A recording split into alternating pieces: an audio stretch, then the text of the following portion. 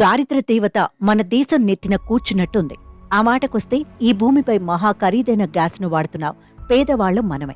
అడిగేవాడు ఆపేవాడు లేక అడ్డగోలుగా జనాన్ని తినేస్తోంది ప్రభుత్వం. ప్రస్తుతం దేశంలోని ప్రజలు ప్రపంచంలోని అత్యంత ఖరీదైన డొమెస్టిక్ గ్యాస్ సిలిండర్ను కొనుగోలు చేస్తున్నారు. సేమ్ టైం పెట్రోల్ ధరల పరంగా మన దేశం 3వ స్థానంలో, డీజిల్ ధరల పరంగా 8వ స్థానంలో ఉంది. భారతదేశంలో కిలో ఎల్పీజీ ధర అత్యధికం. కొనుగోలు శక్తి పరంగా ఎల్పీజీ ధర కిలోకు $3.5. ఇలాంటి పరిస్థితుల్లో ప్రజలు రోజువారీ ఆదాయంలో 15.6% దీనికే వెచ్చిస్తున్నారు. తలసరి రోజువారీ ఆదాయంలో ఇంత పెద్ద మొత్తం మరే దేశంలోని ప్రజలు ఖర్చు చేయడం లేదు. అదే సమయంలో దేశంలో పెట్రోల్ ధర కూడా నిరంతరం పెరుగుతోంది. ప్రతి వ్యక్తి రోజువారీ ఆదాయంలో దాదాపు 23.5% లీటర్ పెట్రోల్ కొనుగోలుకే వెచ్చిస్తున్నారు. పొరుగు దేశాలైన నేపాల్, పాకిస్తాన్ భారతదేశం కంటే దారుణంగా ఉన్నాయి.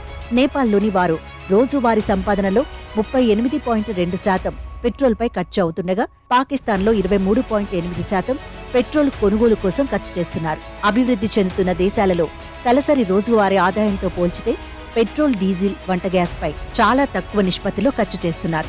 యుఎస్లో రోజువారీ ఆదాయంలో 0.6% పెట్రోల్పై, 0.7% డీజిల్పై ఖర్చు చేస్తున్నారు. అంతర్జాతీయ మార్కెట్లో డాలర్తో పోలిస్తే భారతీయ కరెన్సీ స్థానం ఇతర దేశాలలో విక్రయించే పెట్రోల్, డీజిల్ కరెన్సీ ప్రకారం దాని ధరలను లెక్కించారు. అటువంటి పరిస్థితిలో భారతదేశంలో లీటరు ఎల్పీజీ ధర $3.5గా ఉంది. ఇది ఇతర దేశాలతో పోలిస్తే అత్యధికం. భారతదేశం తర్వాత టర్కీ, ఫిజీ, ఉక్రెయిన్ ఉన్నాయి.